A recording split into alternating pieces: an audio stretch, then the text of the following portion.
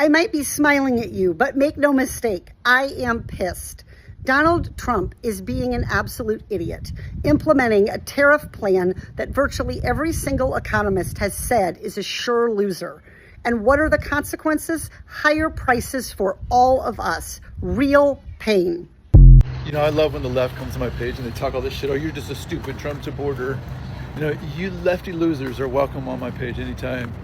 Like, you guys have coping sessions about how you guys have been wrong about everything. I like to call you guys the group.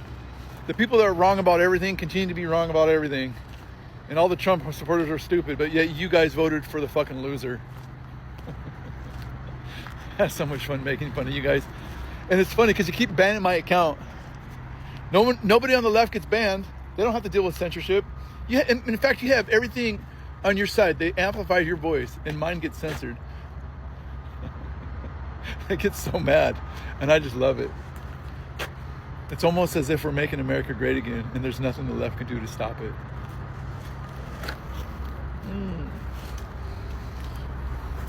Can someone please explain to me why conservative white men feel they are under attack in the United States? Because the last time I checked, every single U.S. president has been a man. Only one of those men has been a man of color. White men have never been enslaved in this country. White men have never been denied their right to vote in this country, nor has that ever been on the fucking table. Just because people want the same rights that you've always had doesn't mean that... Florida MAGA are furious. Trump's policies are destroying their own economy. Why? Florida is boiling, and not just from the heart. The very people who are shouted MAGA, Make America Great Again, are now looking around and realizing the policies they were supporting or they were supported are destroying the economy they depend on, everything they depend on. And now the anger isn't quiet anymore. It's loud, it's public, and it's personal. This time it's getting worse and worse. So Florida is supposed to be MAGA paradise. Low taxes, cheap lands, freedom or no regulations, and government that said we don't need the federal system, we will handle ourselves. But reality came fast. Insurance companies pulled out, housing price exploded. Farmers couldn't afford labor, tourism dried up, and now Florida is on the edge of economic collapse. And the same people who voted for it are the ones being crushed by it. What you create is what destroys you. So what you do, subscribe here, share, leave a comment in the comment section. Tell me why are American collapsing after them voting for what is now destroying them, crushing them. Made in China. Get out of the street, jack off.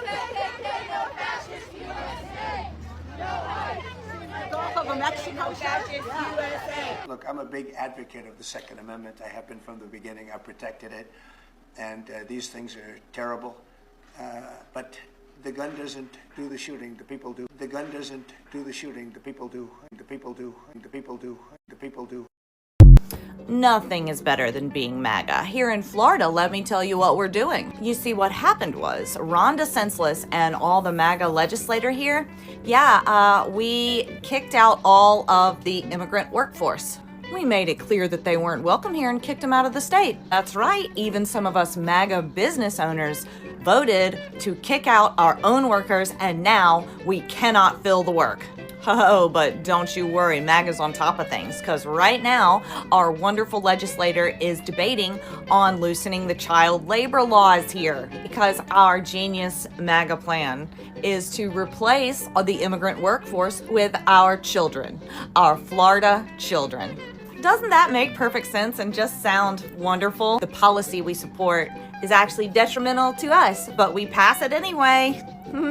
Now all the MAGA youth is going to be doing construction on your house. Doesn't that want to make you buy a house in Florida? Farmers supported immigrants' crackdown. They stood behind the speeches. They believed the rhetoric until the day came when the workers who picked crops for them disappeared, and those fields they didn't pick themselves. Harvest rooted in the sun, millions of dollars lost, their own labor couldn't keep up. They didn't hate immigrants, they just never understood how much they depended on them. Exactly like how Americans depend on African labor, but they will never admit it. They always refuse that they don't depend on us. They can't do things on their own, but they depend on us more than anything else. Do you want to hear another story about the trials and tribulations of American health insurance? Well, you would? Okay, here it is. I have a new insurance provider, so I got on the website and I made sure that my primary care provider that I've been seeing for 10 years is listed on their site as in network. And yes, there they are. So I called the insurance company to confirm. I see the name of my doctor as being in network. I'm just confirming that this is correct and I'm reading it right. And they said, yes, they're in network. All of your doctor's visits will be covered and your yearly physical will be covered 100%. Great.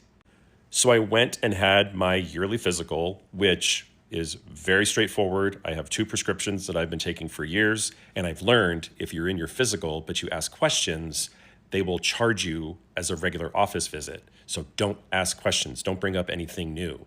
And I didn't. I played by the rules. So imagine my surprise when I still got a bill for $132.31. So I called and asked, was there a mistake in the coding for something? Because I don't think that I should have gotten this bill. And they said, no, the doctor's visit was covered under your plan, but the lab for your blood work is out of network. And I said, but the lab... Well, Florida is welcoming back more insurance companies. Florida's saying, oh yeah, welcome back, come back. Does anyone understand that these insurance companies are coming with contracts that are 60 and 70 pages long? Now, let me ask you a question. If you go to insure your home, why does a contract need to be 60 or 70 pages unless they are spending a lot of those pages telling you why they're not going to pay you? Because that's the only reason I can think of for a home insurance policy to be 60 or 70 pages long. And the insurance companies that are coming into Florida now saying, we'll write you a policy, what they're not telling you is you are not going to collect on that policy. That is not going to happen. Why? Because they got 60 to 70 pages to tell you why, yeah, you're not covered for that. Or, yeah, you're not covered for that either.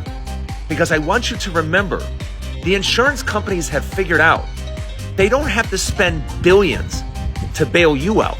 Here's why even the rich people in LA can't afford their homes and will not be able to afford to rebuild their homes. I've seen a few videos and comments where people are like, oh, but they're rich, who cares? Like, I don't feel bad for rich people losing their stuff because they can just go and rebuild another home. And that is true for some, but not for all. And that's because of homeowners insurance. Let's say you have a $5 million home that just got burnt up in LA. You call your insurance so they can cut you a check to rebuild. And this is exactly what they're going to say. Yeah, so we're only going to be able to cover about $1 million of your $5 million home because this is what you bought it at 20 years ago. Oh, and all the belongings that you had in your home, well, do you have receipts for those?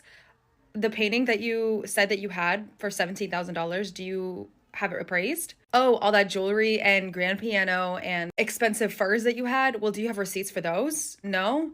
Oh, okay, well, we're gonna give you a depreciation value on that. The piano that you said was worth $20,000, well, you don't have a receipt for it. Let me talk about homeowners. Insurance companies left Florida because of storm, flood, wildfire. Now, people are paying $12,000 a year just to keep a roof insured. Some folks are abandoning homes. Some are selling the home for pennies. Some are trapped. Mortgage too high to live, insurance too expensive to stay. A state of paradise has turned into a state of financial exile. Funny, right? Tourism collapse. Hotels are empty, restaurants closing, theme parks raising price no one can pay. Families don't even go for vacation anymore. When they can't afford an egg, how can they go for vacation? When, where, how? But there is this painful part. The politician who promised to save Florida knew this would happen because the same thing has happened in every empire history when leadership is built on pride instead of wisdom.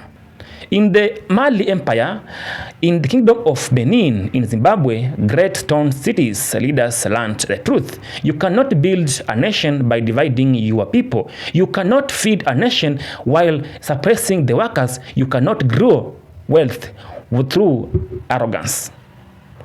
When rulers become blinded by pride, economy fell. trade routes collapse, people starved, kingdom broke from the inside.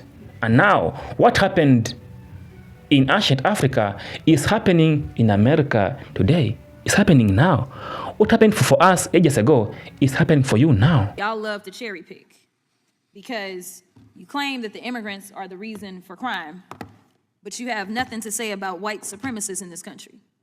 I don't remember, as we are headed to yet a record number of school shootings in this country as it relates to children, I don't remember y'all bringing bills in the names of any of these itty-bitty children. In fact, the most recent shooting, as y'all love to send thoughts and prayers, these babies were legitimately praying when they were killed. So I don't remember y'all trying to do gun reform for all of that. I don't remember y'all being super outraged when it came to January 6th and those defendants. Well over 1,000 defendants. And we're talking about they beat up on law enforcement. Now y'all love law enforcement. You love some ICE. Now that ICE is going around thugging everywhere. But nevertheless, I don't remember y'all even having the courage to say, yes, put the damn plaque up. That was signed into law. Y'all won't even do that. So don't tell me that y'all are here being the champions for everybody. You are very selective. So yes, it is a game.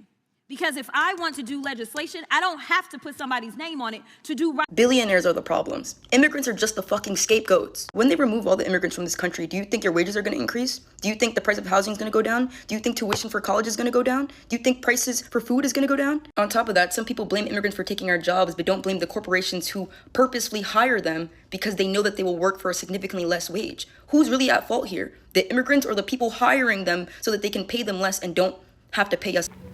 MAGA told white American, blame the immigrant, blame the black man, blame the outsiders, just like ancient colonizers told tribes, blame each other instead of the throne. It was never about the race. It was about keeping the poor divided. The economy ain't suffering anymore because of the immigrants. It is suffering because of the policies made for political revenge, not stability. The housing crisis wasn't caused by black families. It was caused by the investors who buying neighborhood like monopoly boards. The collapse was never caused by the people at the bottom, but by the people on the top. And now, even the people who believed the loudest slogan are feeling the consequences. But here is where the story turns. Florida collapse is not just a warning. It's a mirror showing America who it has become.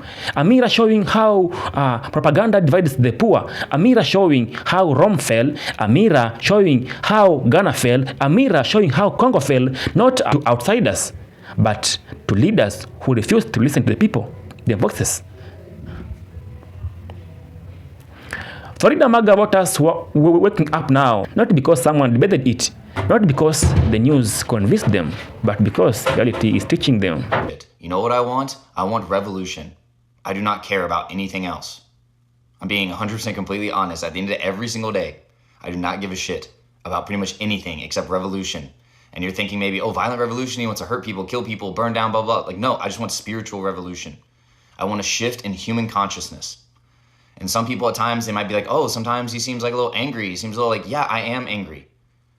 And I'm not angry at people in the way that maybe people would normally think. I'm angry. America's youth are waking up. Watch this. I am Charlie Kirk. I am Charlie Kirk. I am Charlie Kirk. I am Charlie Kirk. I am Charlie Kirk. I am Charlie Kirk. I am Charlie Kirk. I am Charlie Kirk. I am Charlie Kirk. I am Charlie Kirk. I am Charlie Kirk. I am Charlie Kirk. I am Charlie Kirk.